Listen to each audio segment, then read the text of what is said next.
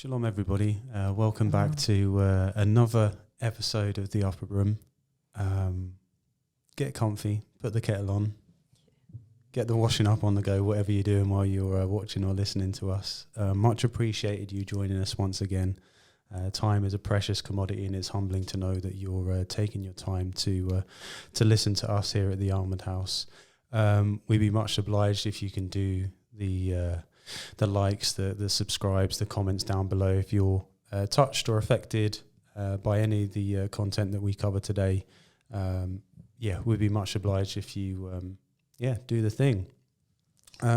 So today's topic is going to be interesting for me as much as it is for you. My guest today approached me recently and said, "Daz, I've got a topic.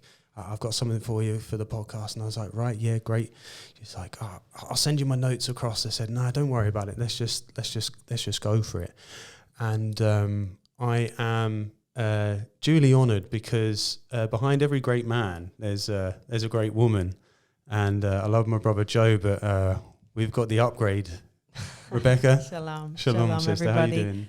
Yeah. As Darren says, I've just been getting little downloads since our last podcast. Obviously, me and my sister Kat, we spoke so boldly about so many things.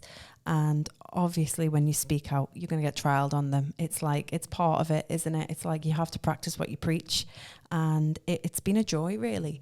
It's been a joy to just continue on in the sanctification process of the walk with the Lord.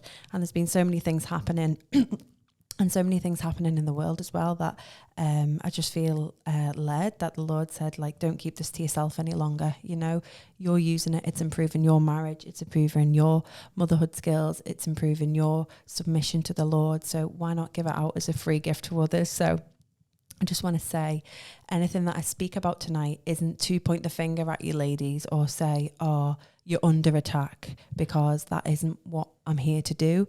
I'm here to kind of shine light on the way that the enemy, we have a very real enemy. The Bible speaks about an enemy. He's been around for a very long time. So, of course, he has different ways in how he can attack women. So the title of this podcast is How Satan Attacks Women. And, you know, it's a bold one. And I was trying to run away from this calling for a long time. I was trying to say, no, Lord, I don't want to speak about this. It's too big, you know, it really is too big. But I just think it's time to go for it because there's been areas in my life that I do feel like I have been under, whether it's an attack, oppression, I don't know what it has been, but spiritually, you know, I feel like anytime you're going to, as Jack says, new level, new devil, you know, you're going to come up against these things. And I feel like maybe other women may be going through this. It's not something that we can just speak about. And when you've got the kids running around saying, yeah, I'm under this big attack right now, or this is what's going on in my life, because not like there's like shame attached to it, but it's not something that you're around your sisters at the Sabbath congregation, or even sisters maybe listening online, like you might not have any fellowship. So it's not really something that you bring up around sisters, haven't seen them in 4 years. Shalom, sister, this is what's going wrong in my life. Or, you know, it's like a deep topic that it's worth praying about and digesting, because the enemy can come in very subtle ways. He can attack us with ways that we might not even realize that it is not from God. It's either from the flesh, from the enemy, or from God. And it's about discerning where these different voices may be coming from, where these different attacks may be coming from. And I'm just here to kind of like shed some light on that, really. So, yeah. Perfect. And just right off the bat, you know, I'm really intrigued to hear what you've got to say on the matter. Predominantly, what my alarm bells are thinking from a man's perspective as a covering, a potential covering myself. It's what can I do to facilitate any protection, any guidance, and any red flags to look out for, essentially. And at the same time, if we can, like we say, shed some light for the sisters out there in terms of maybe even normalizing some elements to the walk, where it's just like, no, this is a very real walk. We can maybe sometimes assume that it's all blessings and rainbows, but really there's some really deep, dark areas in which we have to contend with personally, and as married couples, as parents, husbands and wives. So I'm really looking forward to getting into that. On that premise of coming under the firing line, as it were, after appearing on here or even before, I think many people can attest, and this isn't just exclusive to being on a podcast or being out in the public domain. It's when you step out in faith in any way. It can be behind closed doors. It can be any way. You may find yourself dodging some fiery darts. So it's certainly an interesting one when you put yourself out there and you're talking about things that after talking about, you can find yourself walking through the fire. So feel free wherever you'd like to begin in the area, because I can't wait. Hallelujah. That's like Darren said to me, who's going to come on with you? And I thought, I can't put anyone else in the firing line for this one. I'm sorry, Taking the bullets. I'll take the bullets because, I feel like the Lord has really pushed me into it. But yeah, it's about removing the expectation that it is good all the time and that you're not going to have to deal with principalities. The Bible speaks so plainly about principalities in high places. We don't wrestle against flesh and blood. There's been fallen angels around since the dawn of time. And I feel like we're in a very new place with this walk. It's like we've all come from out of maybe the Sunday church, or we haven't come from like a faith-based background, so we've got nobody to really speak about spiritual warfare. We're kind of just learning it all for ourselves, and not to speak about that, it's a big scary walk and you're going to be attacked all the time, but no, it's about finding the balance and being like, God has actually given us a prescription and a way of doing things in this life, and the Bible's there for all of this. So yeah, I'll get first straight off the bat with my first bullet point is our emotions, and we can often run with our emotions in so many situations. We can we've got this idea that our walk with God is going to be great, that we're going to be blessed all the time, what we're going to get from God rather than what we're going to give to him. And it's like any marriage, we're married to God, but it's not about what we can just always receive from our husbands, and it can just feed our needs of being comfortable all the time or being happy, because we're sold this romance, aren't we, that everything's good and everything's rainbows. But realistically, it's not. It's a service, and we have to put ourselves on the line. We have to ultimately pick up our stake. Yeshua talks about all the time. And the first big revelation that I got in the scriptures this time round was when Yeshua was about to be crucified, and he was with Peter. And Peter said to him, he was telling them all about the crucifixion. He talked about everything, and Peter turned around, and the word that he said to him was, be kind to yourself, Messiah, Yeshua. Like this won't happen to someone like you. Or that was my translation in the ISR. Or I actually looked at the root, the Strong's word, and it was like to have mercy on yourself. Right. And Yeshua straight off the bat said to him, that is the talk of the enemy, and that is the talk of the flesh. He literally said it was of Satan, because ultimately Peter obviously meant well. It come from a good place in his heart. He came from a place of, oh, no, that won't happen to you. And we can do that to ourselves, have mercy on yourself. Just take the day off today, that's a bit hard for you, and the word be kind, there's movement. You see it on kids' clothes now, be kind, and it sounds nice. Yeah, we are to be kind because kindness is a fruit of the Spirit. Yeah. But if it outweighs the scales of having too much mercy on yourself, you're not picking up your stake. And Yeshua, honestly, he rebuked him and said, it's talk of the enemy and it's talk of the flesh, because you have to pick up your stake. And our emotions can run wild with us and be like, that's a little bit too much for me right now, and I need to look after my mental health. And it's a big one. I've suffered with it myself, and I'm not going to do that today, or I need a rest. And you know what? Ultimately, no. Sometimes it's nice to take time for yourself. I do get that, but we have to run the race, and we have to pick up our stake. after Yeshua says that to him, the verse before was when Peter, the church, he said, I'm going to appoint you to the church. So ultimately in my head, it's like he's saying this to the church. So he knows that sometimes we're going to get comfortable, and we have to be comfortable with being uncomfortable. So that was one of the big ones that I got, and I was convicted myself. Yeah, I mean, just thinking personally in terms of,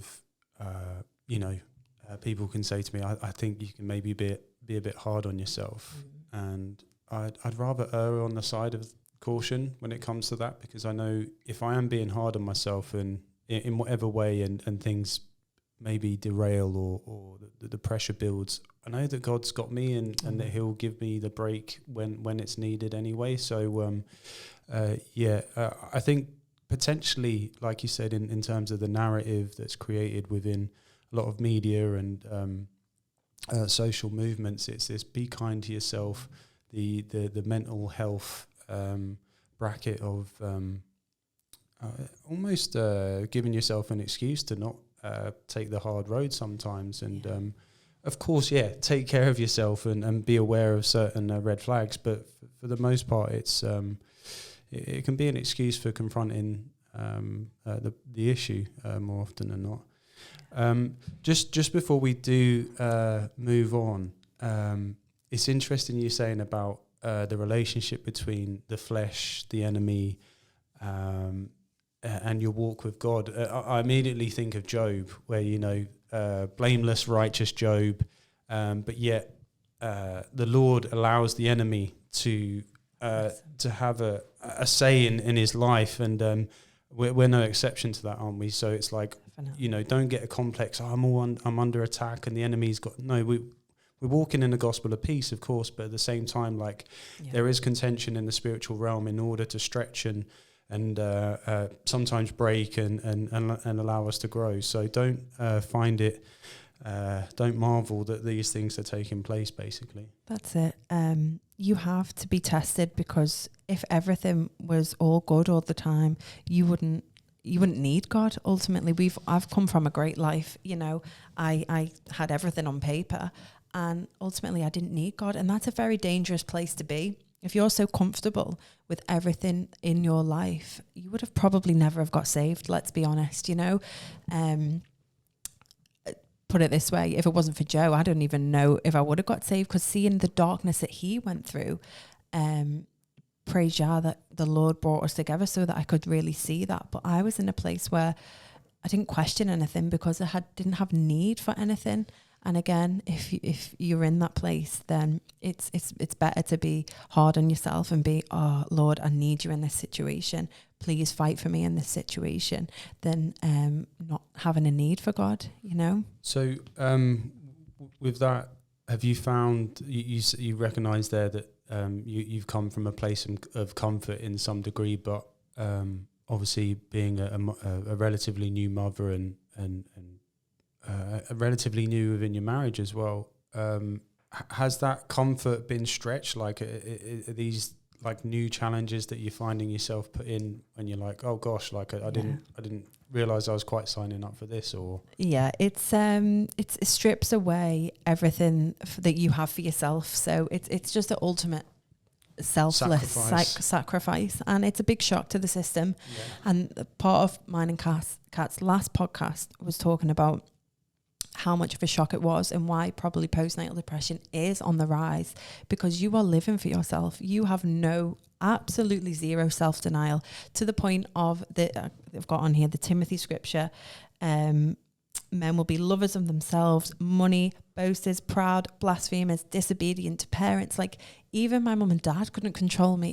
They didn't have any say in what I had to do, and probably they just didn't try because of my generation. They probably just thought, oh, they're just going to do what they do anyway. We've all done it, So why do I need to have a say in their lives? And again, it's just or even under the guise of dangerous provision, where you just think, oh, I'm just giving my child what they want and giving them the things that we didn't have, which can be like, again, like you say, coming from a good place. Like this may be just a bit misguided. Yeah, and I'm very close to my parents, and they did the absolute best, and they're very calm and patient people, and I feel like that's one skill that I am now bringing into parenthood, you know, taking a beat, not being, you know, we all lose it with our children, you know, let's be serious, but they are very loving and patient, so they've got good strengths. But ultimately, if you're not following the biblical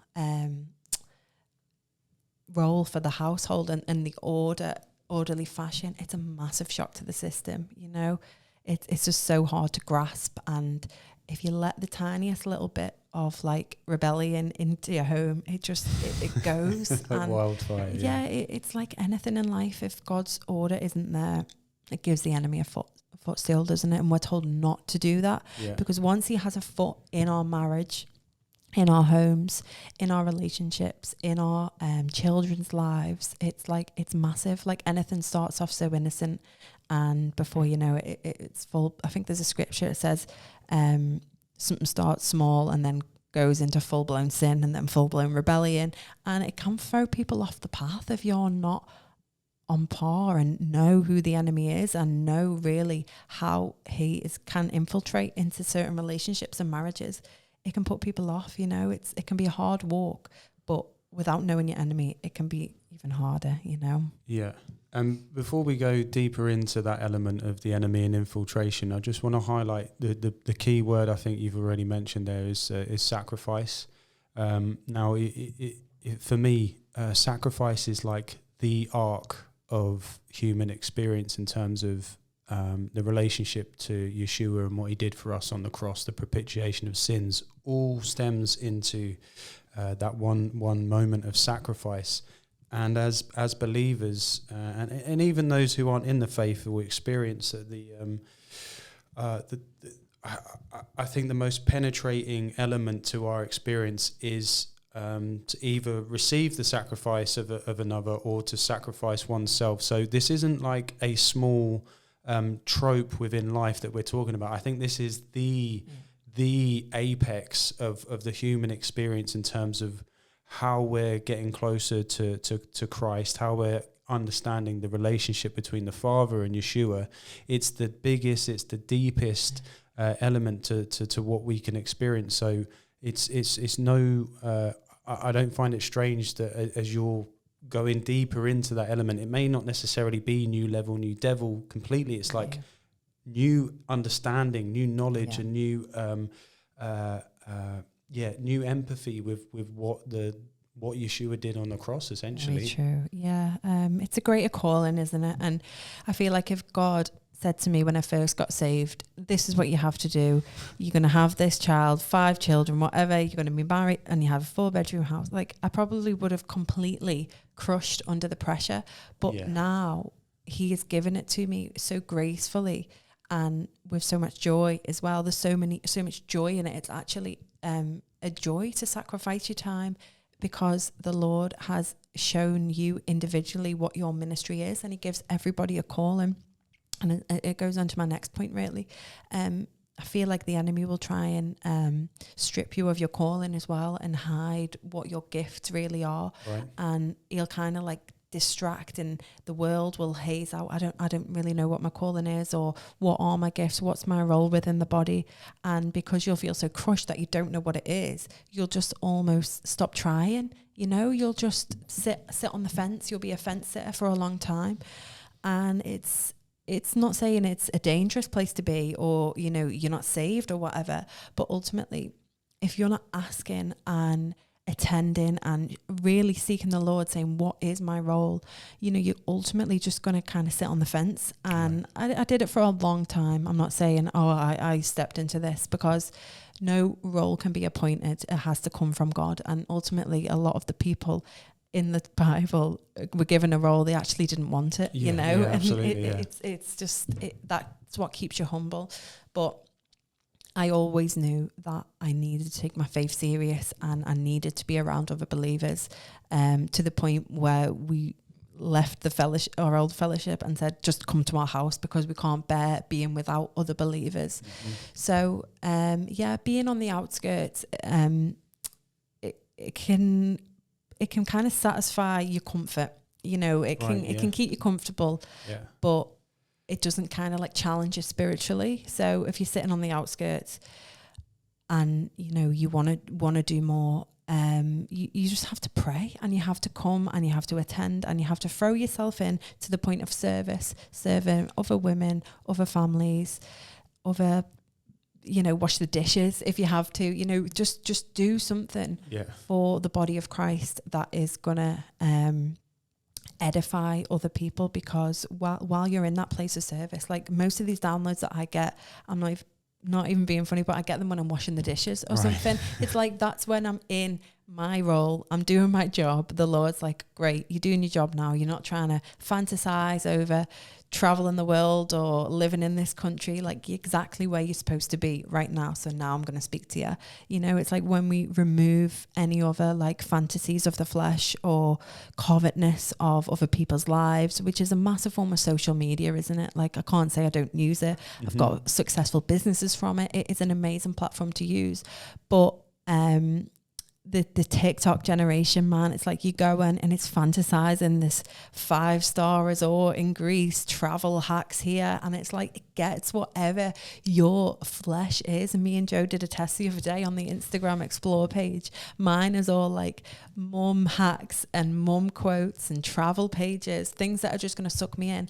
And Joe's is just like, it was horrendous. It was like half naked women that, like, it's just the algorithm. And if you Google for it happens to men, they actually target men with this horrendous, it's basically soft pornography on Instagram. And it's like, it's so evil the way that these algorithms are like drawn in. So we have to be on so on guard, even on our phones. Something that we can use for God is trying to distract us with things of the enemy, and it's just evil.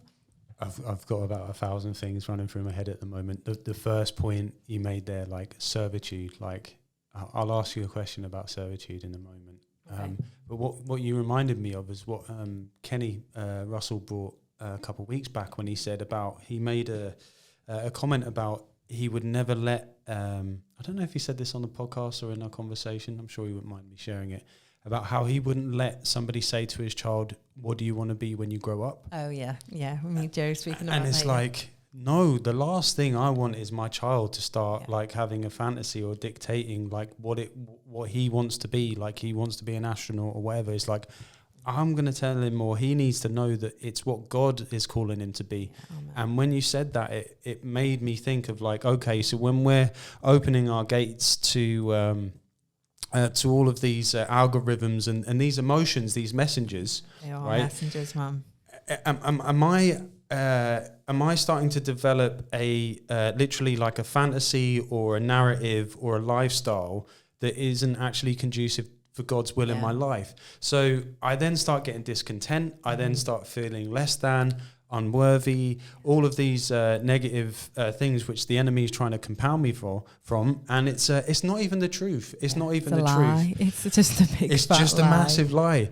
I know you touched there like about servitude, but in your experience, like has there been a correlation between your role as a wife and as a mother, serving not only in those roles but in the fellowship as well? Has your personal calling or your ministry or your relationship to what your gifts are, has that become like more apparent? Because I've experienced the same thing where I was just told by God to serve. Just serve wherever you can. Pick people up in the car, wash up, tidy up, like whatever you can do, just do it. And then over a period of time, things became more apparent, and here we are. So, yeah, how's that kind of gone for you? Yeah, service is absolutely huge, isn't it? It's like Yeshua was serving. Even on the cross, he was serving. He was still praying for people, and we have to learn from him. But yeah, personally, we were called to serve, to open our home, and we just did it. It wasn't even like everyone says to us now, wow, And it's been about 8 years now. And with the numbers that we've got and the amount of children, like the last year, we've probably thought like, wow, like this has been a lot, not in a negative way, but we've only just started to realize how much of a big responsibility it was. And maybe even in lockdown, you know, when we did stay open and our neighbors were messaging us telling we were breaking the law, we were like, wow, maybe this is a big thing. But it started off absolutely like it was nothing to us. It just came second nature.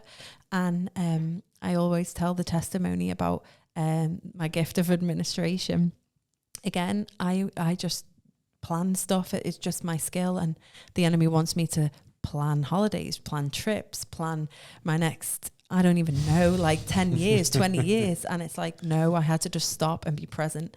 And I organised this Sukkot, and it was brilliant. We went to South Wales. It was when there was a very small congregation.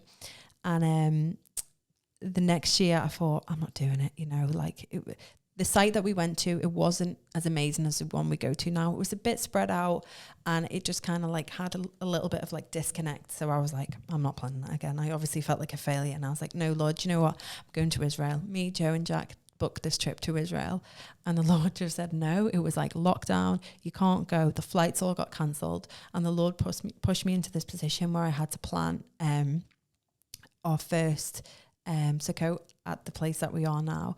And it was in lockdown, and we were still able to worship with like 80 people, which nobody probably in the whole country, maybe in the whole world, was doing. And the Lord blessed us with that. And everyone was saying, I can't believe you've organised this in these times. And I just thought, okay, Lord, I won't run away from my calling anymore. I will organise, I will do it, because that's obviously my gift. And from now on, every time I'm doing things, it just feels like a joy to do, and they just flow, you know. And just on that, I had a question last week with the boys where I was talking about how like Kenny was bringing a lot about the supernatural element of the faith, and I had a question around about like how, you know, it's easy to associate supernatural stuff with like either evangelizing and teaching and all of these like prophetic, but like, have you like experienced genuine like miracles and like supernatural occurrences within like administration? Because it really doesn't get the credence it deserves. They're everywhere. It's like you'll have this big bill, you pray and you're like, I don't know how I'm going to pay this.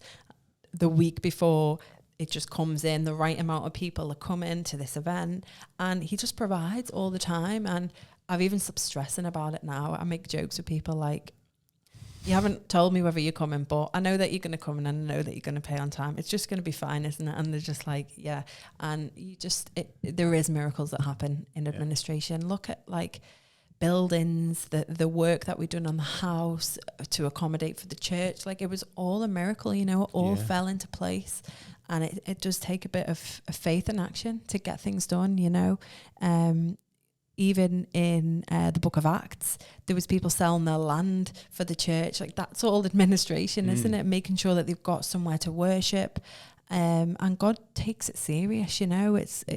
Again, it's like any role, we have to do it with the right heart. If we're ever doing it with a grumbling heart or this, it just doesn't flow, you know. It's just not good. And I think that highlights the hands and feet of the body, isn't it? Because it's like, oh, what's my calling? What am I meant to do within the body? What's my gift? And sometimes we can maybe beat ourselves up about like what that actually looks like when you know, Joe touched on it last week about, you know, we're only as good as the other parts of the body. So no matter how small, how large, whatever your gifting is, whatever your act of service is, it's all do all things for the glory of God, essentially. And I think if you can have that attitude, that no matter what, I think that's one of the elements of being present and practicing the presence.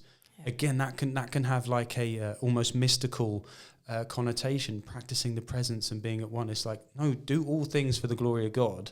And then before you know it, you're practicing the presence because you're bringing the kingdom in all that you do. And then next thing you know, you're walking in your gift. Brilliant. We'll rewind it back a little bit. We were talking about infiltration, the ways in which the enemy can come in, whether it be through social media, whether it be through false narratives.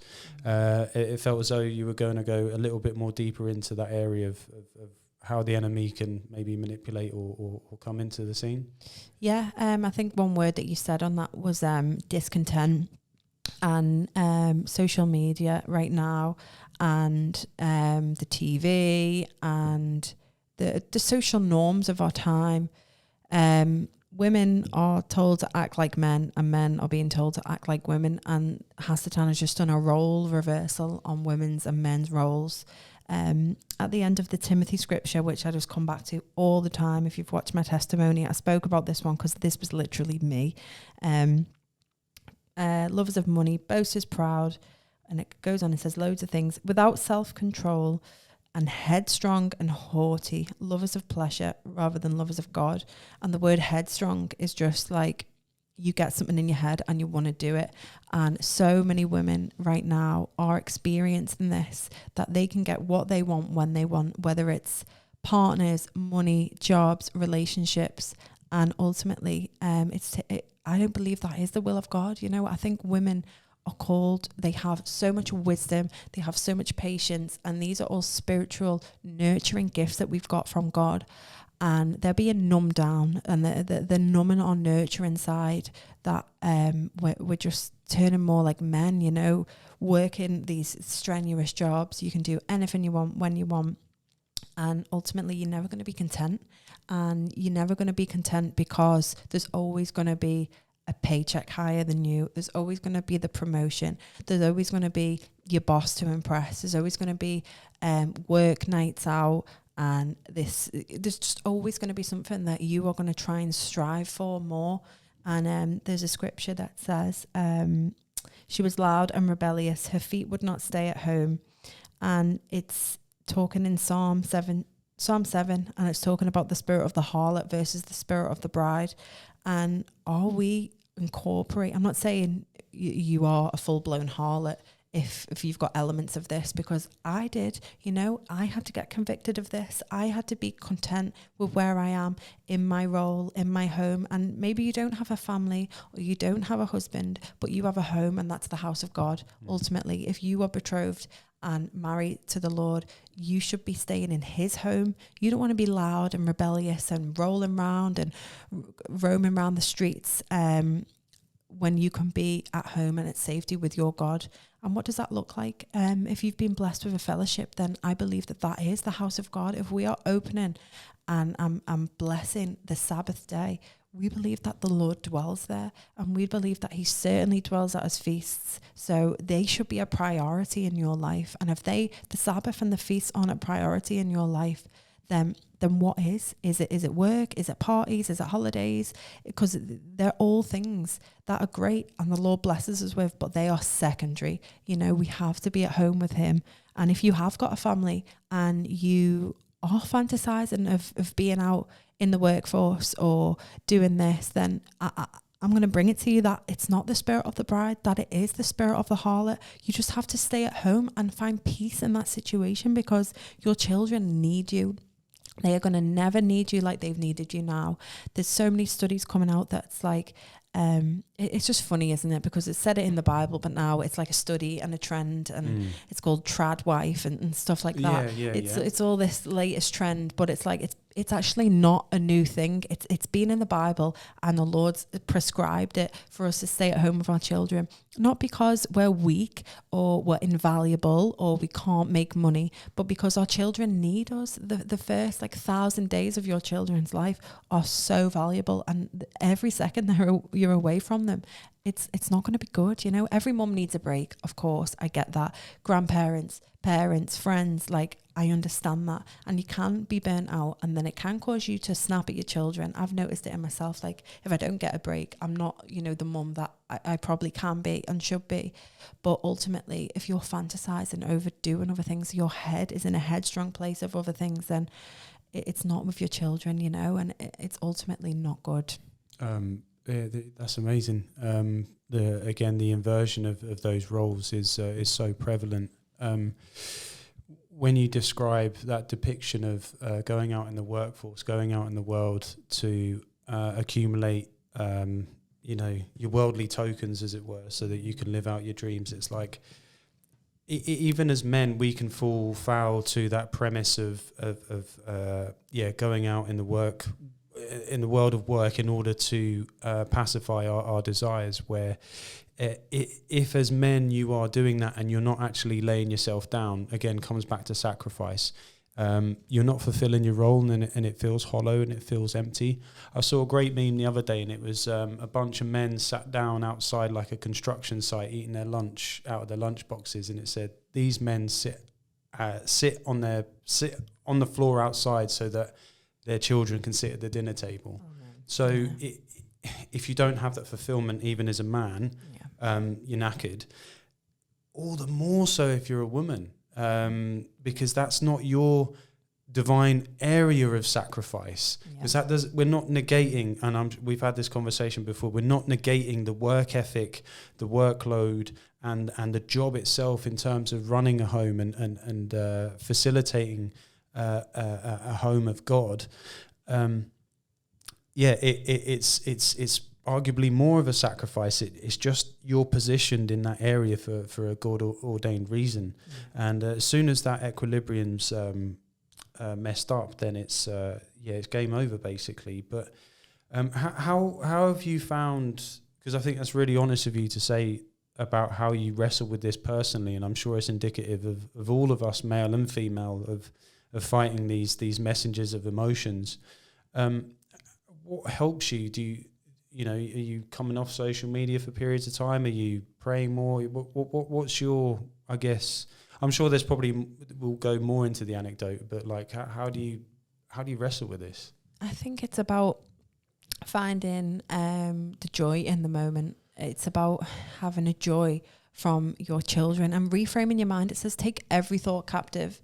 If you are a mum and you're feeling like that, you have to question, like, where are these thoughts coming from? Because they're not from God. They're ultimately not from God, because God says, bid the children to come to me. Children are a joy. Children are a blessing. They're never seen as a burden. That's this whole concept that, like, children are a burden comes from, like, the agendas, and it's demonic. I'm just going to say it's actually demonic. All mums need a break. I understand that. It's a hard job. It's a very hard job. But if you are sitting there and looking at your children, fantasizing and being discontent and wanting to be somewhere else, I'm going to say that is demonic, because that isn't what God and how He wants you to feel. And you need to pray and say, why am I feeling like this? Is it what I've seen on social media? Is it from my past life? Do I need to surrender things? Do I need to ask for prayer? Do I need to fast even? Because ultimately these are all thoughts that aren't our own. And as Joe always speaks about in all of his partials, he said we can have thoughts that aren't our own.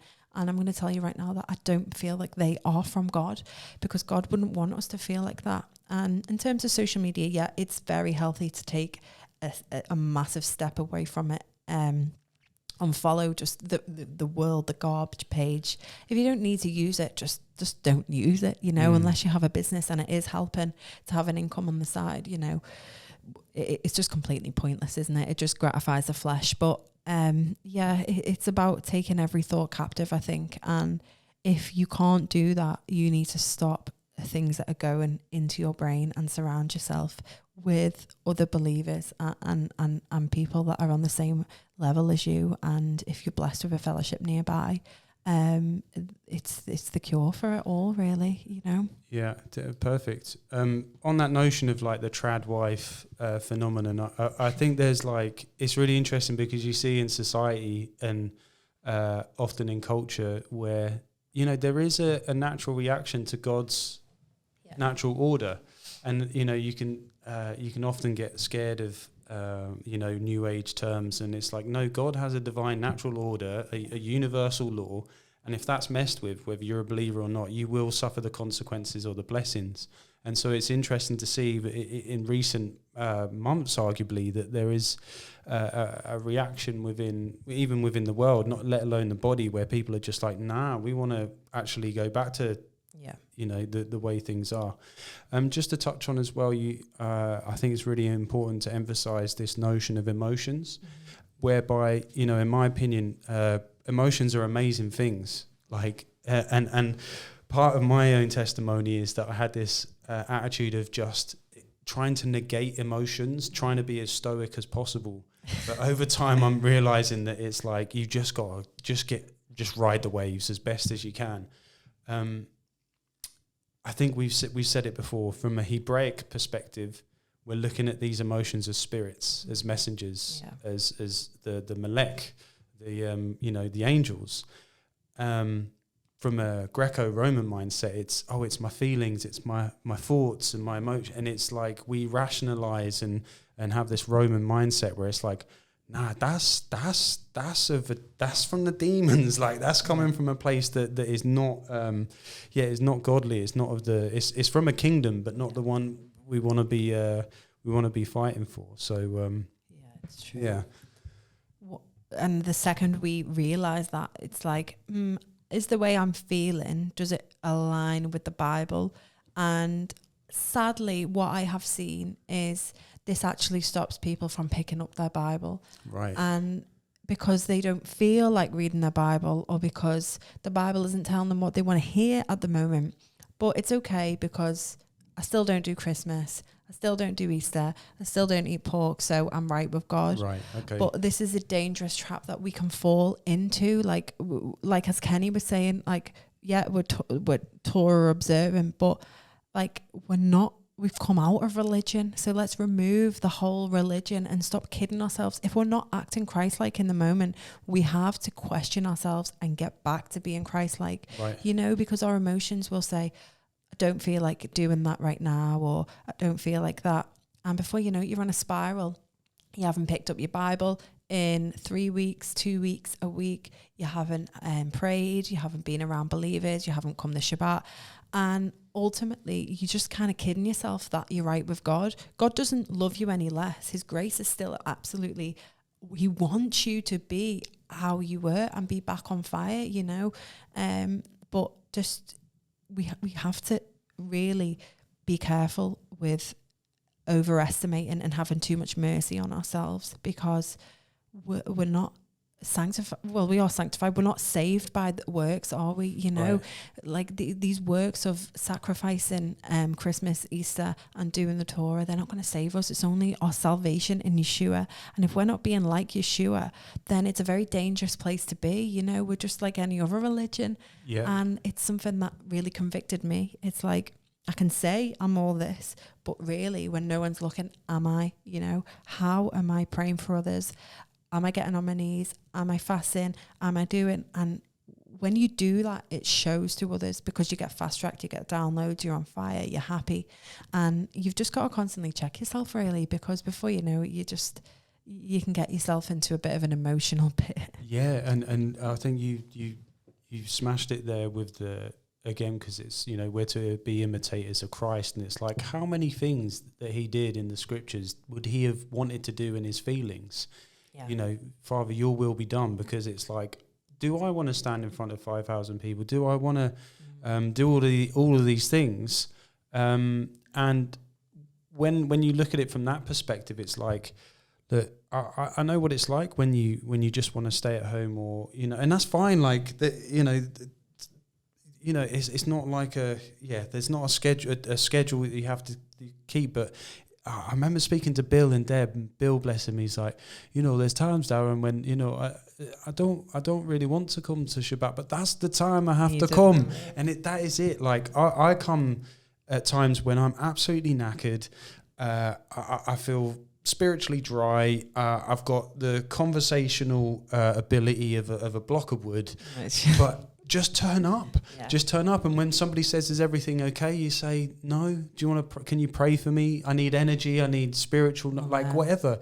Receive the word, be in the company of those that love you, because if you can't be weak and vulnerable in those environments, then when can you be? So, it's true. Yeah, it's really important. And it takes humility to do that, because ultimately our pride is another big one. We know that it's big among men, but with this whole agenda of women being like conditioned to be like men, it's bringing out a lot of pride. It's bringing out a lot of like, it's like a spirit of offense almost. Like, don't tell me what to do. I'm fine. I don't need your help. I'll get through it on my own. But realistically, you're not okay, are you? And it's actually okay to not be okay all the time, because this is a hard walk. there's principalities that are trying to steal us from this walk. Right. There is a lot out there. The odds are against us, really. So if we're not really pressing in and being honest to what we're going through, and you don't have to go and broadcast it on the fellowship group chat. You don't need to go and post it on YouTube or make a big status on Facebook. All it takes is one sister, two sister, a brother, putting an anonymous post on the forum or so anything. You know, there's so many outlets that you can do to have people pray for you if you are struggling. And you can even pray for the Lord to bring somebody, a sister that you can get a close relationship with, a brother that you can confide in, because ultimately we're called to carry each other's burdens. But how can somebody carry your burdens if you're not telling them? You know, it's like, do you think Yeshua was carrying that cross going, I'm fine. No, he wasn't. He was bleeding. He was like, he had to show us that it was a burden, because it was a very real thing.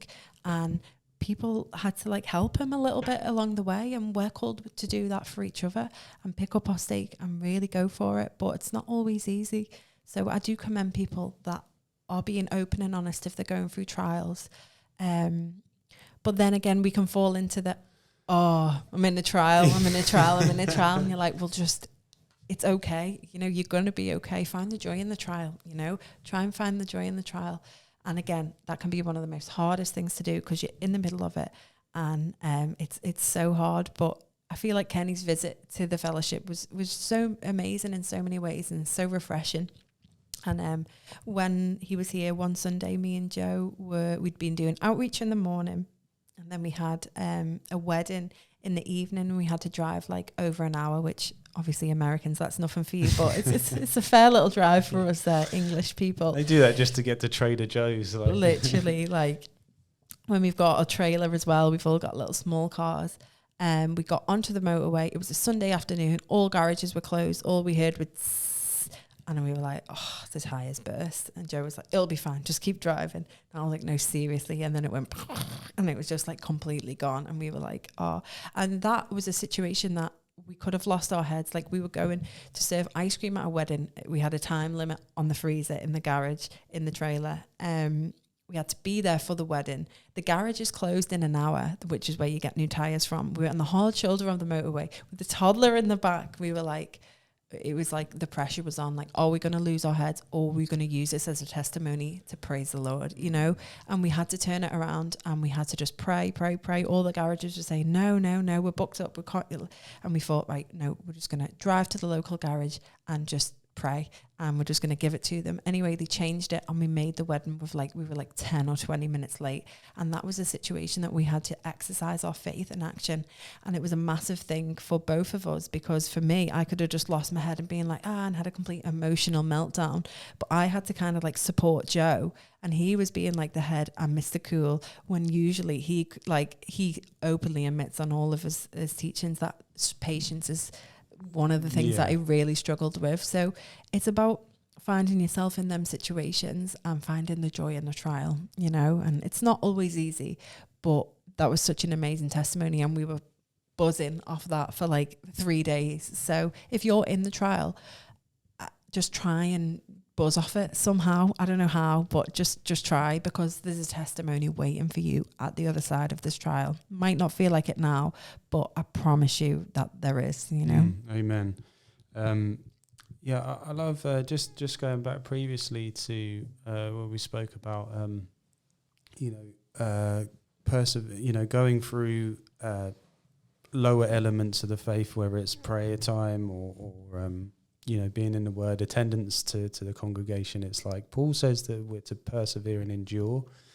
It doesn't say like you're to float on a cloud all the time. Like there are times where you have to dig in and just like, do the best that you can and wait and pray for that breakthrough.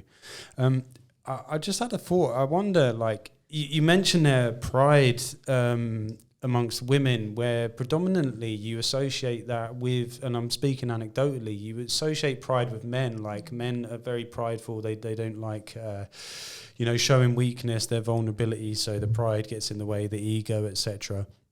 But I wonder if there's a correlation between like how women have assimilated more male characteristics. Therefore, the fallout from those been more male in itself. Do you know what I mean? It's Probably. like you're trying to be like men, and then the result of that is like more of a male trait than a feminine trait, because you can look at, I don't know, women could be gossipers, or they can be highly like all of those like stereotypical elements. But it seems to be like there's a danger of falling into like, characteristics that aren't feminine in themselves, even if they're negative. Which definitely, is and you even see it among men now.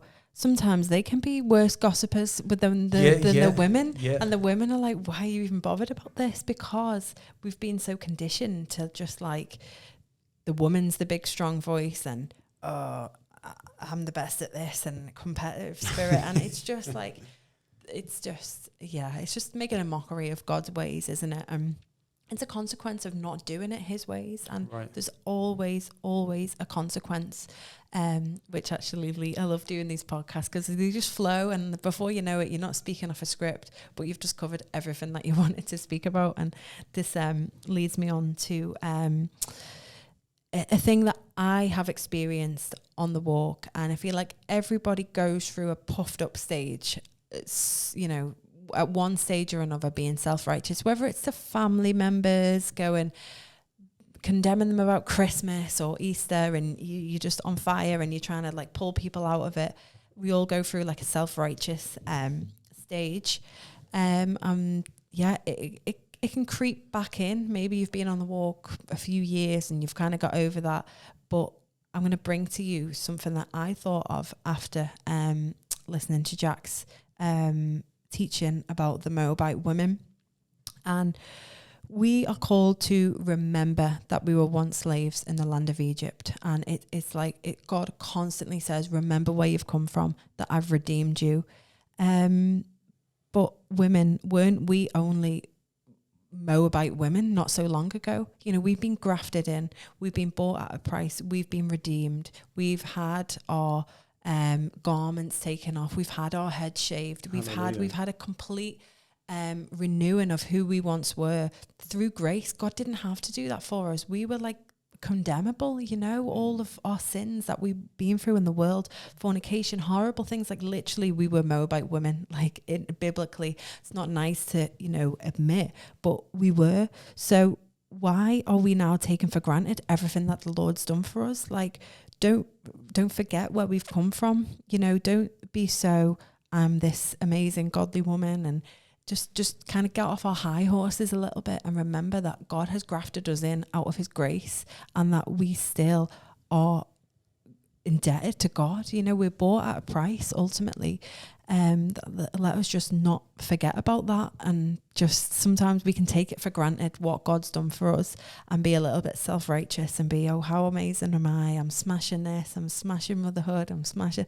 But realistically, God has grafted us in, not because he had to, but because he loves us, and he's humbled us in so many ways. And I just thought that the correlation between that was interesting. And that's perfect, because I was actually thinking about something earlier today about the Moabite women and how, the stealing of Israel's power essentially. And as men, there are obviously numerous ways in which the enemy steals our power, whether it's through, like pornography, fornication, pick any one of them.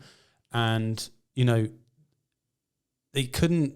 when Balak and Balaam, they couldn't curse Israel. So what was the resolve? We send in the Moabite women. Mm-hmm. So from a male perspective, it's like, right, beware, like stay on guard. But you're saying there, like, we need to be careful not to become the Moabite women. Like you're like a different, that's a different, that's a different area. So that's inside, that's like inside infiltration. That's serious. Like, we can look outside beyond the borders and say, right, well, I'm not going to look at certain things. I'm going to, make sure that the enemy doesn't have any say over my gates. But then he's going to do an inside job through our women within the camp. So I think that's again a really honest and sobering prospect to actually think, oh wow, like we're not safe from falling back into those old ways, really. We aren't, because I do believe in familiar spirits. I believe that there's going to be messengers, whatever they are, demonic things that are going to remind us of our pasts, you know. It's just what we've done. We've given away energy that like was sacred and that we were born with, and that was a God-given right. Things like fornication, giving that away is seriously demonic, you know. Yeah. So like, yeah, we've repented and we're not accountable for that anymore. God shaved our heads, but ultimately, like, we have to check ourselves that like these things don't creep back in.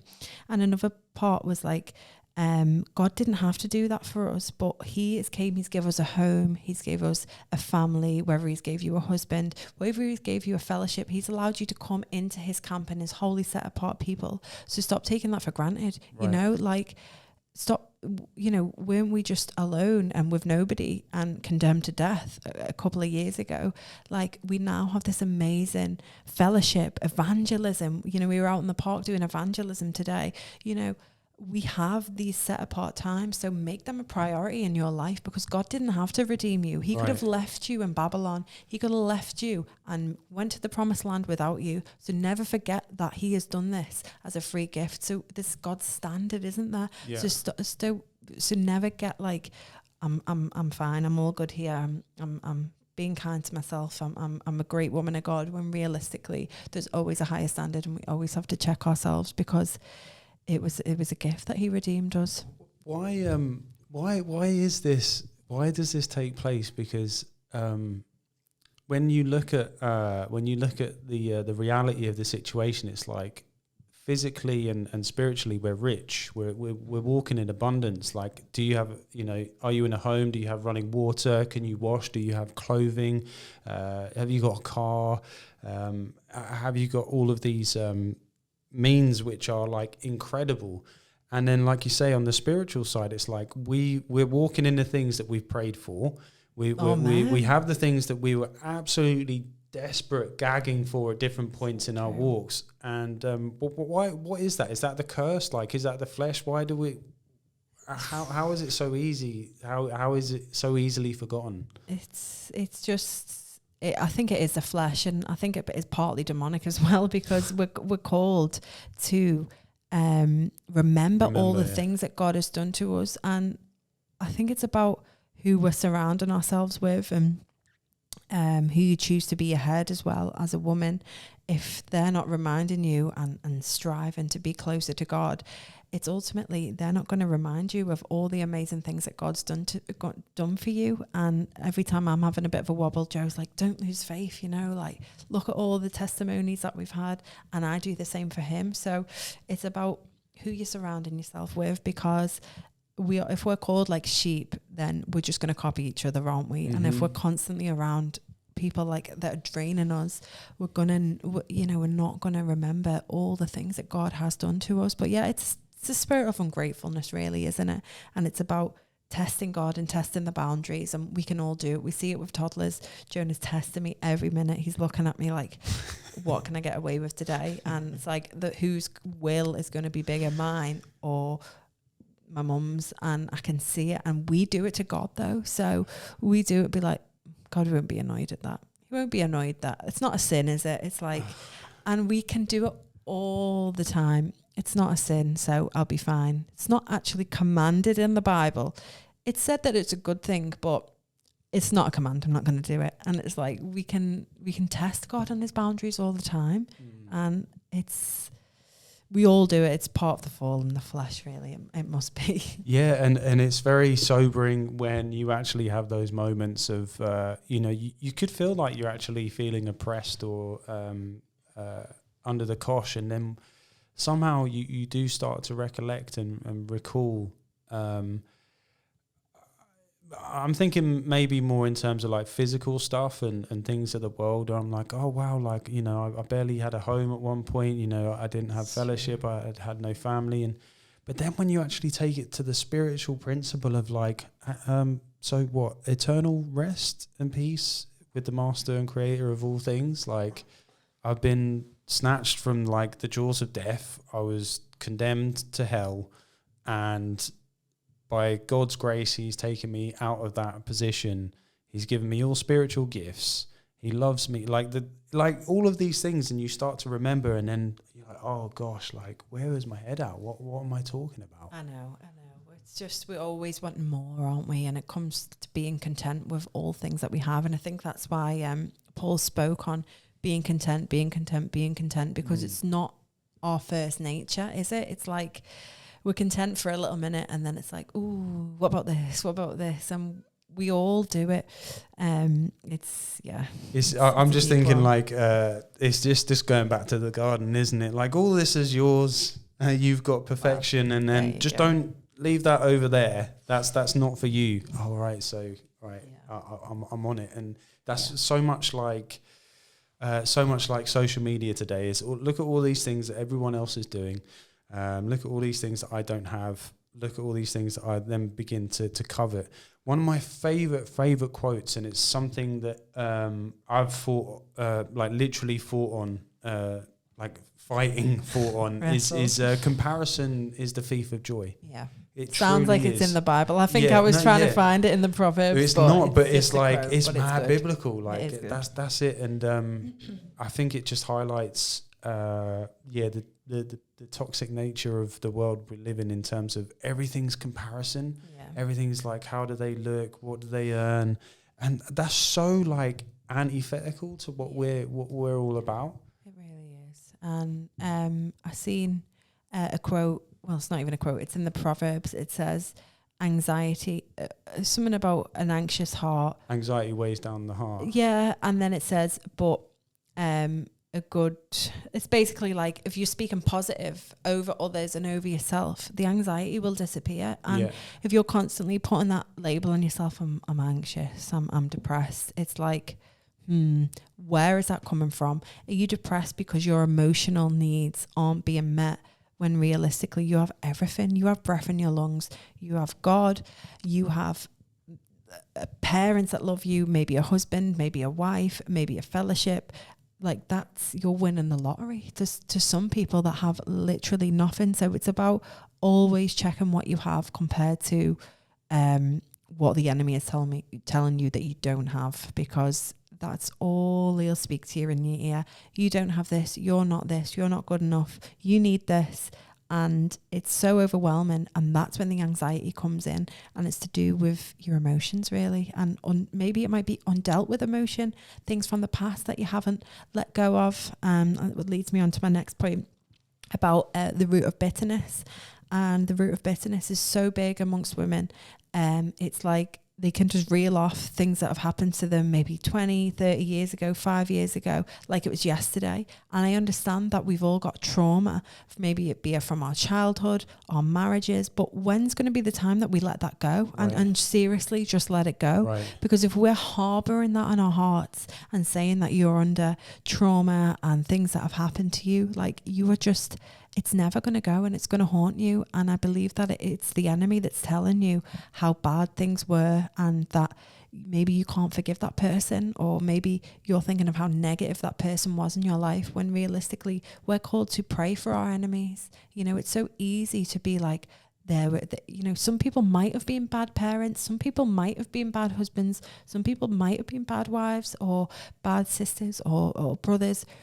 But ultimately, we're called to pray for them. And there's a reason why Yeshua calls us to pray for our enemies and bless those that persecute you, because it is the most freeing thing that you will ever do, because you need freedom from that root of bitterness and unforgiveness, because it's going to weigh you down and it's going to follow you your whole life. It'll never go until you pray for that person, because ultimately they need to be saved. If you're saying you're saved, we're supposed to want them to be saved too. And how are you going to want them to be saved when you're just constantly labeling them of their old sin that might have been a couple of years ago, might have been 20 years ago, like called to be bigger and better than that? Not because, you're a bad person and you're not saved if you don't do this, but because it's the only way that you will be free from that root of bitterness. That's deep, real deep. There's a proclivity in our human condition to actually nurture that that trauma or that difficulty or that affliction that we've suffered, and I think when you start to nurture something, it can then become your identity, isn't it? Yeah, it's very true. There must be a balance of identifying, sharing your vulnerability, being transparent with the things of your past, and then being able to target that in prayer from yourself and those around you as well. And again, it's I believe that this can bleed through from society as well, where it's like so many afflictions, diseases, and new developments of how we acknowledge the human condition becomes the identity of the afflicted. So whether it's my ADHD, whether it's my, fill in the blank. Yeah. But we're not called for that. That's not our identity. And of course, sanctification goes on for a long time, and there are things that we'll always be wrestling with. However, that there has to be an attitude of, like you say, letting go. So with that, if I'm, I have those symptoms, Bex, of like, okay, I'm identifying with the old man. I seem to be stuck in a habitual loop of sin or pattern of thought. I know you touched on a couple of things, but how do you press in? What does that look like for an individual to break through? Is that something you've experienced yourself, where you've had to like really target something, or what would your recommendation? I know we've generalized, but is there anything specific from that, do you think? Personally, no, because for me, it's not something that I've really had to do, because I feel like I didn't really grow up with any like childhood trauma. Praise Yah, amazing. But I feel like that's put me in a position where I can almost like be outside the box, and I can see things for how they really are, because when you're in that emotion of trauma, it's like so like consuming. The most traumatic thing that happened to me was like the whole childbirth experience. But again, it can weigh on you like so much, and it can cause so many like emotions. And like if somebody else didn't have that experience, you can maybe like grow bitter. But my only advice would be is to seriously forgive the person that has mistreated you, and not just I forgive them, Lord, but seriously go down to their level and say, what may have they been suffering? Was their actions a learned behavior from their parents? Was theirs like a way that they've been shown a lack of love? They don't know how to give love to you. And it's about like, nobody wants to really be around a child or somebody they love and be a horrible person. It's not because they're doing it to like be, some people are, but maybe it's just because that's how they've learned is how to be a human being. It's like if they've watched other people be like that and show love, that's just ultimately how they're going to do it. And I do believe it's like a generational curse, and we have to break them. And there's no greater time when all these generational curses come up is when you have your own child and they try and get through. Honestly, they try and jump to the next generation. And it's so deep. You have literally got to be like a gatekeeper for your children and be like, not today, Satan. You are not getting to my child. These whole labels. Obviously, Joe grew up with a lot of conditions, ADHD and stuff, and I do believe that they stand because it explains a lot of Joe's traits. Yeah. But ultimately, he isn't saying, "Oh, I can't read the Bible because I'm dyslexic." He has pressed through that, and he's gone. Yeah, maybe it might be a little bit overwhelming to like sit down and listen to a 3-hour sermon, but he still presses through because they can be a strength as well. He needs so less sleep than me. Honestly, we've been so busy lately with ministry work, with our ice cream business, mixed with toddlers' teeth and blah, blah, blah. I've been like a zombie, and Joe has just been pinging out of bed after about like 5 or 6 hours sleep. And I'm like, how can you even do this? But his things that were his setbacks in school are his strengths now. So it's about pressing in and being like, yeah, I went through that. Whatever I went through as a child it can be used for good. What the enemy wants to use for negative, it can be used for good now. And God is the only one that can do that. And yeah, it's just about praying and recognizing where these things are getting in and being like, no, I'm not going to treat my child like that. No, I'm not going to snap at them like that. No, I'm not going to be the parent that the enemy wants me to be, you know, and we're never going to be perfect, but we do have to constantly check ourselves and be like, is this one trying to creep down, you know? And we can take good things as well from our parents, my parents, Joe's parents. They're obviously very musical, theatrical, confident, bold, entrepreneurial. Like, we can bring the good things as well. It's not just you know, doing away with all the past, because again, there's so many amazing things. They're so nurturing. Joe's mum is so kind, generous. We can take all the good things and just filter out the bad things, you know? So it's about, you've just basically, and on this walk, I've come to the conclusion you've got to be like a doctor, a psychologist, a counsellor, and they are probably all the seven spirits that we're just trying to fit into our Greco-Roman mindset, 100%, you know? I always advocate that the seven spirits will cover all the bases for the human experience and condition. If I was to say personally with regards to, you know, trauma and healing and all of that stuff, like, I think if I was to say, just to reaffirm what we were discussing about running the race, I mean, to run the race, you're looking forwards, you're keeping your eyes on Jesus, you're keeping your eyes on the kingdom. And trying to create a hunger, a desire, an expectation for what God is going to be doing in your life in the future will really, I think, really opens doors with regards to whether it be for breakthrough, whether it be to get you through a difficult period, or whether you're just actually all right. You're doing all right, but you're just waiting for the next chapter. It's like, just keep running the race, keep focused, and have that hope and expectation of things, as Romans 8 says, hope of things that aren't yet seen. And for me, that's partly how I keep going, is because I'm just intrigued to see, like, what is he going to do next? Like, I'm going to fast. I don't know why, but I feel like the door needs to open, or I'm going to just press in that little bit more. So just keep going in that respect. Now, you touched on a lot of these kind of, I guess we could say manipulation and contention within, like, the female elements of the faith, and how to deal with that. Any words of advice, or like for the men, like what do we do?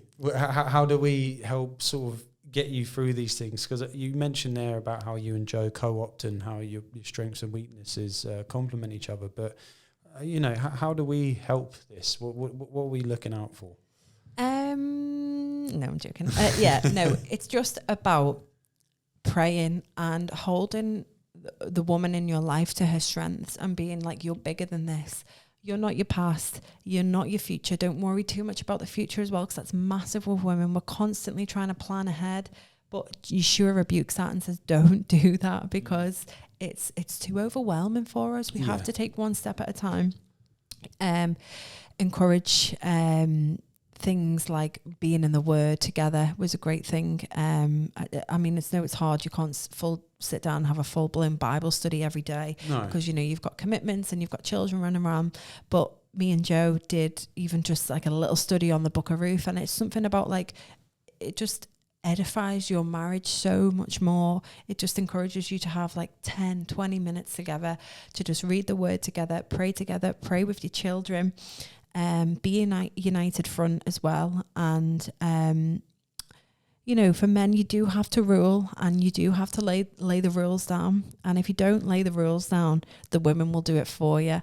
And that's not the woman's job. Right. And Joe constantly talks about the beta male, and it just makes me laugh. But it's so true, isn't it? It's like the alpha male needs to be the alpha male for a reason. Otherwise, the beta male will just be like, oh, whatever you say, love. You just do. Yeah, you take the reins. It's like, it's not the way God has done it. I mean, my mum and dad, like, they're not in the faith, and it's like they're like equal, and they're currently looking to move to the world where we are, and they're selling the house, and they got an offer, and my mum saying, we're just taking it. And my dad was like, no, we'll wait for the ask or something. They were having this argument over FaceTime with me, and I was like, Mum, you do know Dad's the head of the house. And she just like scoffed, and like she just like laughed. She was like, no.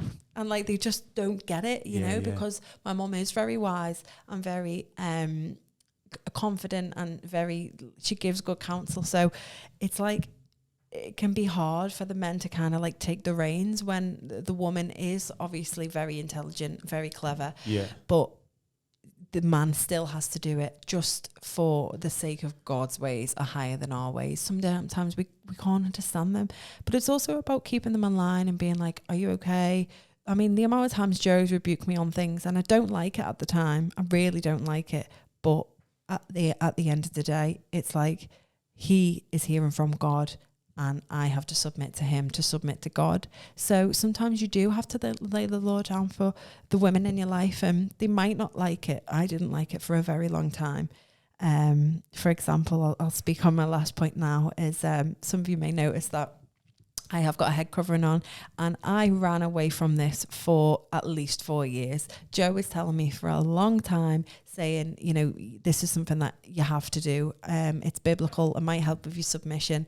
You know, it might help with you wanting to listen to me, blah, blah, blah. And I was like, no, you're just trying to manipulate me and get your way. The blah, irony. blah. And it's just like so ironic. But it was coming to the place where I was just getting thoughts that weren't my own thoughts, dreams that definitely were not from God.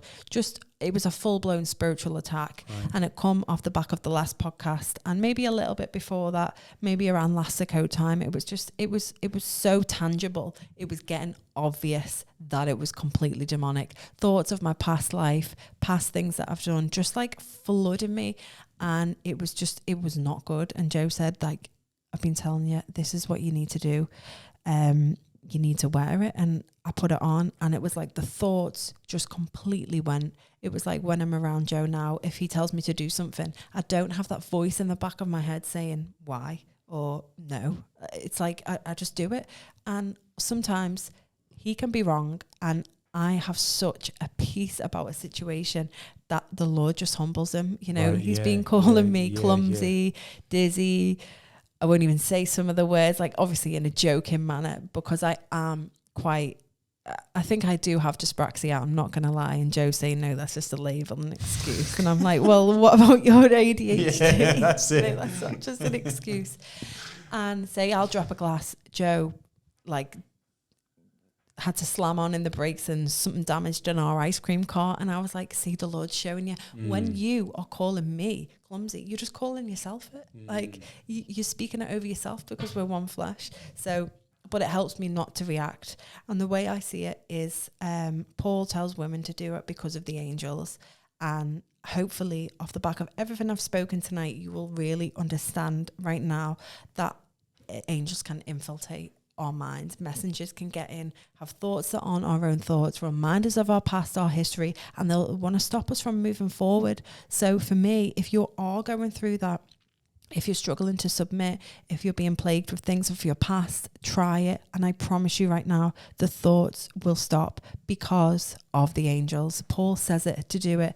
And it's another topic for itself, and I'm sure we could maybe do a whole podcast on it, but that's just what's helped me, and it's something worth praying over if you are struggling, you know.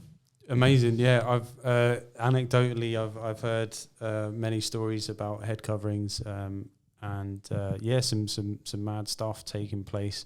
I think even for me, if I could just put on a head cover and it stopped those screws, I'd be up for that. Like, do you know what I mean? So, but yeah, you're right. That is that's definitely a deeper topic for us to get into, because I've heard many testimonies that put it in a positive light, and you know, it's intriguing how it's just like Paul just leaves it on a cliffhanger. It's like because of the angels. And that's it, and you're like, tumbleweed. Like, and what? But no, it's I appreciate the honesty and the insight in terms of what takes place in terms of your thought processes and how we're all sort of fighting the flesh. And I just want to say to people out there listening who aren't in a marriage, who aren't in courtship, all of these things are still applicable within your relationships, whether it's just with your brothers and sisters whom you live with, or those that you fellowship with. Yeah. All of these practices, like take 10 minutes to pray, take an evening to read through your Bibles together, whatever it takes really. So I'm sure you're smart enough to adapt these principles to all of your relationships, not just those who are in marriage as well.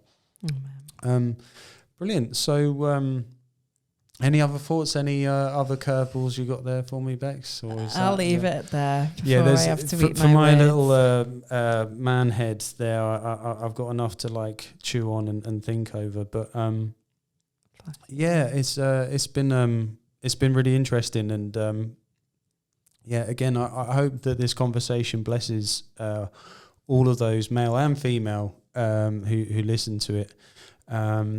Bex, I just want to say thank you for your honesty, for your transparency. I also thank Joe for that as well, because obviously it takes two to tango with these things. And again, our heart is that these things, these stories and these anecdotes and insights can be an inspiration. It can be edifying. Again, as we mentioned at the top of the show, if there's anything that we've mentioned that's touched you, anything that you feel is controversial, anything that you feel like you'd like to elaborate on, get involved, get active on the comments. That would be much appreciated. Bex, I just want to say thank you. It's been a pleasure as always. It's been it must have been like your fourth time on here. Is it? Yeah, maybe 4. Getting professional at this. It's been a pleasure. Feel free to go on over to the other parts of our channel. We've just launched the Upper Room After Hours, where I get into things in a bit more detail. We look at world events and current issues. If you've not checked that out, be much obliged if you do. Also, as usual, we've got our Torah portions with Jackie, Tommy and Joe, which the guys are absolutely smashing. And it's just a privilege to be part of that functioning body, to see people walking in their gifts and to be receiving as one accord. So with that being said, from our house to your house, we love you lots. Blessings, shalom to you all. This has been the Upper Room. Shalom. Shalom, shalom.